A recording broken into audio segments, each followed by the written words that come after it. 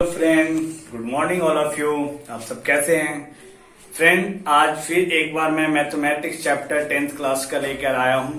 जैसे कि मैंने पिछले क्लासेज में मैंने आपको बताया था, कुछ सवाल डील करवाए थे 1.1 का 1 क्वेश्चंस जो एचसीएफ रिलेटेड था, हाई कॉमन फ्रैक्शंस। ठीक है फ्रेंड, उसके रिलेटेड मैंने तीनों क्वेश्चन सॉल्यूशन करके आपको बताया था। और मैंने बताया था जैसे कि आपने कमेंट बॉक्स पर कमेंट करके बताया कि जैसे मेरे बताने का जो भी मेथड है वो गलत है, सही है, क्या है, आपको समझ में आ रही है, नहीं आ रही है। फ्रेंड, अगर आपको समझ में आ रही है तो सब्सक्राइब करना ना भूलें और बेल आइकन दबाकर आप लाइक जरूर करें, क्योंकि फ्रेंड मैं इतने डीपली ढंग के बताऊंगा जो आपको खुद लगेगा। मैथ एक ऐसा इंटरेस्टिंग सब्जेक्ट है, जैसे आप मनोरंजन के लिए क्रिकेट खेलते हो, ठीक उसी प्रकार का मैथ बनाने के लिए भी आपको इतना इंटरेस्ट लगेगा कि ताकि लगेगा यार मैथ सब लोग बोलते हार्ड है। हार्ड कुछ भी नहीं है, बस मेथड का प्रयोग करना है और आपको मैथ ऑटोमेटिकली, आप अगर जिस तरह का मैं बताऊं, बेसिक मैथ अगर कमजोर है, बेसिक मैथ कमजोर करो तो आपको कोई दिक्कत नहीं आने वाली है फ्रेंड। तो मैंने सब्जेक्ट मैथ और लेसन्स रियल नंबर वास्तविक संख्या के सेकेंड क्वेश्चन पे हैं। सेकेंड क्वेश्चन यह कहता है फ्रेंड्स, ये सेकेंड क्वेश्चन है। सेकेंड क्वेश्चन यह कहता है कि दर्शाए कि सम संख्या की कोई भी धनात्मक विषम पूर्णांक 6q + 1 या 6q + 3 या 6q + 5 के रूप में हो। क्या कहता है? किसी सम संख्या की कोई धनात्मक विषम पूर्णांक 6q + 1 या 6q + 3 या 6q + 5 के रूप में है या नहीं। तो फ्रेंड, सबसे पहले आप समझे होंगे कि एचसीएफ मैंने आपको सिखाया था कि डिवाइड विधि से आपको मेथड को प्रूव करने के लिए बताया था। तो इसमें मैं ये देख रहा हूं कि जो ये है ना 6 से हमें क्या करना है, क्यू में 6 क्या करना है, ये 6 है, ये भागफल क्यू और शेषफल क्या है, 1 है। याद रखना, देखिए यहाँ पे डीपली समझाएं। 6 से मैंने क्या किया है कि कोई डिजिट ए में मैंने भागा दिया है, डिवाइड किया है, जिसका भागफल क्या है, क्यू है। तो एक आप सिंपल सा मैंने एक बात बता रहा हूं, जैसे अगर सपोज कीजिए 5 से 6 में डिवाइड करेंगे, एक सपोज कीजिए, तो मैं इससे कम डिजिट में करूंगा। जैसे 6 है तो 6 से मैं कितने बचा है, 5 रिमाइंडर आएगा या 4 रिमाइंडर आएगा, 3 रिमाइंडर आएगा, 2 रिमाइंडर आएगा, 1 आएगा, 0 आएगा। क्योंकि हम समझते हैं भाग का जो रूल होता है कि जिस डिजिट से हम पढ़ रहे हैं उसके बराबर हो, नहीं तो उससे कम हो, ज्यादा नहीं होनी चाहिए। तो 6 से जो भी अगर कम आएगा, चाहे तो 5 आएगा, 4 आएगा, 3 आएगा, 2 आएगा, 1 आएगा, ये जो है सारा ये रिमाइंडर संख्या है, इससे भाग देने पे। तो आप इस जितने भी रिमाइंडर संख्या इसमें कितने कहते हैं, विषम, क्या कह रहे हैं, विषम धनात्मक। आपको पता है सम संख्या किसे कहते हैं, जो 2 से पूरा पूरा कट जाए उसे क्या कहते हैं, इवन नंबर। ठीक है, और ऑड नंबर किसे कहते हैं, जो 2 से डिवाइड करने पर पूरा पूरा ना कटे। तो इस डिजिट में हमें 1 जो है 2 से पूरा पूरा नहीं कट रहा है, 3 जो है 2 से पूरा पूरा नहीं कट रहा है, 5 जो है 3 जो 2 से पूरा पूरा नहीं कट रहा है। यानी विषम संख्या क्या क्या है, 1, 3 और 5, ये 3 डिजिट क्या है, विषम। अब क्या कह रहा है, विषम है, तो यूक्लिड विभाजन के रूल से अप्लाई करके क्या लिख देंगे कि इसलिए a बराबर कौन रूप में लिखना है, इस रूप में, इसीलिए a बराबर 6q + 1। शेषफल पहले क्या, चाहे तो 1 बचेगा सबसे छोटा, तो क्या लिखे, इसीलिए a बराबर 6q + 1। और उसी को अगले में क्या बचेगा भाई, विषम धनात्मक 3 बचेगा, तो लिख दे 6q + 3। उसके अगले रिमाइंडर क्या बचेगा, सबसे लास्ट रिमाइंडर वो 5 बचेगा, 6q + 5 के रूप में हो सकता है। ये प्रूफ हो गया कि हो सकता है, क्योंकि 5 से अगर 6 होता तो 6 में वो हो जाता, इक्वल हो जाता, और 7 हो जाता तो भाई हाईएस्ट है, ये रूल फॉलो नहीं कर रहा है। तो अतः हम कह सकते हैं कि 6q + 1 6q + 3 + 6q + 5 के रूप में हो सकता है। ओके फ्रेंड, अगर कुछ समझ में नहीं आया तो कमेंट बॉक्स पे आप बताइएगा। ओके फ्रेंड, अगला नेक्स्ट क्वेश्चन क्या कहता है, किसी परेड में 616 सदस्यों वाली एक सेना है, आर्मी के टुकड़ों को 32 सदस्यों वाले एक आर्मी बैंड के पीछे मार्च करना है।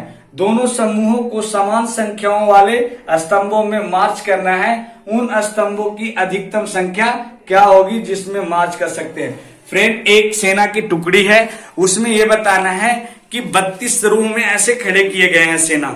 सपोज कीजिएगा सेना 616 है और एक रो में कितने हैं, एक रो में ऐसा 32 रो है, ठीक है। तो हर रो में कितने सेना है, समझ में आ रहा है। टोटल कितने 616 सेना है और 616 सेना को 32 रो में डिवाइड करना और हर रो में कितने सेना वो पूछ रहा है। तो हम क्या करेंगे, वही इक्वलिट विभाजन के लिए एससीएफ रूल फॉलो करेंगे। एससीएफ क्या है कि सबसे पहले कि स्तंभों की अधिकतम संख्या क्या है, 616 32। अब इसका जो एससीएफ निकालेंगे, कैसे निकालेंगे, 32 से 616 में डिवाइड करेंगे। आप जान रहे 32 को अगर 2 से इंटू करेंगे तो 64 आएगा, जो 61 से ज्यादा है, इसीलिए हम एक बार में लगाए हैं 32। ओके फ्रेंड, अब मैं इसे सब्ट्रैक्ट किया हूं, इससे एक हासिल लिया, 11 में से 2 गया 9 और ये बच्चा एक हासिल लिया तो ये 5 बचा, 5 में से 3 गया 2। अब ये अगले डिजिट की संख्या मैं उतारता हूं क्योंकि 29 32 से छोटा है, 32 से 29 जो है छोटा है। अब 6 आ गया। अब इसे मैंने देखा ऐसे 1 2 3 4 में मल्टीप्लाई करके आप खुद चेक कीजिए।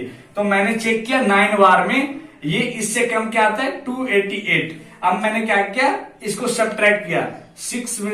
अब देखो 6 में तो 8 नहीं जाएगा क्योंकि अब इसमें क्या करेंगे, हासिल लेंगे, कैरी लेंगे, तो ये 16 हो जाएगा। 16 में से 8 गया, क्या बचेगा 8। अब ये 9 था वो 8 बचा, 8 8 इक्वल है, 2 2 इक्वल है, तो दोनों इक्वल की संख्या कट जाएंगे। अब क्या होगा कि आपकी जो डिजिट बची है 8 से आप इसमें डिवाइड करेंगे, एससीएफ का रूल फॉलो करिए इससे। अब 8 से जो 32 को 8 1 जा 8, अगर आप इंग्लिश से पढ़ते हो तो 8 1 जा 8, 8 2 जा 60, 8 से जा 24, 8 4 जा 32, तो 4 टाइम में 32 डिवाइड हो जाता है। तो क्या लिखते हैं, आप एक फार्मूला भी पढ़े थे, ए स्क्वायर बराबर, ये जो यूक्लिड विभाजन का रूल जो फॉलो किया, क्या करते हैं सबसे पहले 616 को लिखते हैं, फिर ये मेथड बागबल वाले 32 को करते हैं, फिर 19 को, फिर प्लस 8 को। यानी कि करने का मतलब यह है कि आप ये दोनों को मल्टीप्लाई करके इसे ऐड करोगे, ये 616 इक्वल आ जाएगा। ओके फ्रेंड, तो हम लिख सकते हैं 616 और 32 का एचसीएफ 8 होता है, इसीलिए स्तंभों की अधिकतम संख्या कितनी है, 8 है। ओके फ्रेंड, आपको कोई दिक्कत आए तो आप कमेंट बॉक्स में जरूर कीजिएगा। अगला क्वेश्चन क्या कह रहा है, यूक्लिड विभाजन प्रेमिका का प्रयोग करके दर्शाए कि किसी धनात्मक पूर्णांक का वर्ग किसी पूर्णांक m के लिए 3m या 3m प्लस के रूप का होता है। यह मान लीजिए कि x का कोई धनात्मक पूर्णांक, तब यह 3q प्लस 1 या 3q प्लस 2 के रूप में लिखा जा सकता है। इनमें से प्रत्येक वर्ग कीजिए और दर्शाए कि इन वर्गों का 3m या 3m प्लस 1 है कि नहीं। दोस्त, इसमें बहुत केयर पूर्वक पढ़ना है, कोई ज्यादा बड़ी चीज नहीं है। इसे सिर्फ आपको ये बताना है कि 3m या 3m प्लस 1 के रूप में बताना है आपको। ओके फ्रेंड, तो सपोज कीजिए माना कि x कोई धनात्मक है, मान लीजिए कोई भी ऐसे लिखा हुआ भी आपका क्वेश्चन अंडरलाइन देखिए, यह मान लीजिए x धनात्मक पूर्णांक है, मैंने भी मान लिया, माना कि x कोई पूर्णांक धनात्मक पूर्णांक है जिसे हम किस रूप में लिखते हैं, देखिए आप 3q प्लस, जो थियोरेटिकल क्वेश्चन है आप थियोरेटिकल तरीके से सीखिए, इसी थ्योरी में आपका आंसर छिपा हुआ है। देखिएगा, जो बोला वही मैंने कर दिया। क्या बोला है कि माना कि x कोई धनात्मक पूर्णांक है, मैंने भी मान लिया भाई कि माना कि x कोई पूर्णांक है जिसे हम किस रूप में लिखते हैं, 3q प्लस 1 या 3q प्लस 2 रूप में लिखते हैं। अब एक बात बताए, अब दर्शाना किस रूप में हमें, क्वेश्चन में कह रहा है दर्शाना है 3m के रूप में या 3m प्लस m के रूप में, यही थ्योरेटिकल कह रहा है हमें दर्शाना। कुछ नहीं करेंगे, प्रश्नानुसार धनात्मक पूर्णांक का वर्ग करना है, ये खुद यहाँ पे लिखा है, प्रत्येक को वर्ग कीजिए, ठीक है, प्रत्येक को वर्ग कीजिए लिखा हुआ है ना। तो मैंने क्या किया, उसी तरीका 3q को मैंने x स्क्वायर कर दिया। तो एक बार 3q को अगर मैं x स्क्वायर करूंगा तो क्या आएगा, 3 इंटू 3 यानी 9 और q के स्क्वायर q स्क्वायर। आप इसको एक बात बताइए, अगर इसमें हम कॉमन तोड़ना चाहें तो 3 कॉमन ले सकते हैं, क्योंकि 3 कॉमन लेंगे तो 3 यहां बचेगा q स्क्वायर, ये कॉमन ले लिए, ठीक है। अब एक बात बताइए, ये जो 3q स्क्वायर है और यहाँ पे देखिए 3q स्क्वायर, ठीक है, तो हम किस रूप में लिख सकते हैं, 3m के रूप में लिख सकते हैं, यानी कि ये डिजिट को हम m मान सकते हैं, थियोरेटिकल में मान सकते हैं। तो हम m को 3q² मान गए, तो 3 के 3 ये पोजीशन पे हम m सेट कर दिए, तो ये 3m के रूप में लिखा गया, ये यूक्लिड विभाजन के रूप में। ओके फ्रेंड, जब हम आगे चलते हैं 3q+1, 3q+1 के लेते हैं, क्योंकि हमें इस रूप में लाना है, 3m+1 के रूप में लाना है। तो मैं क्या कर, इसके बराबर आप जानते होंगे ये फार्मूला अप्लाई होता है, a+b के होल स्क्वायर। क्या होता है? a² + 2ab + b²।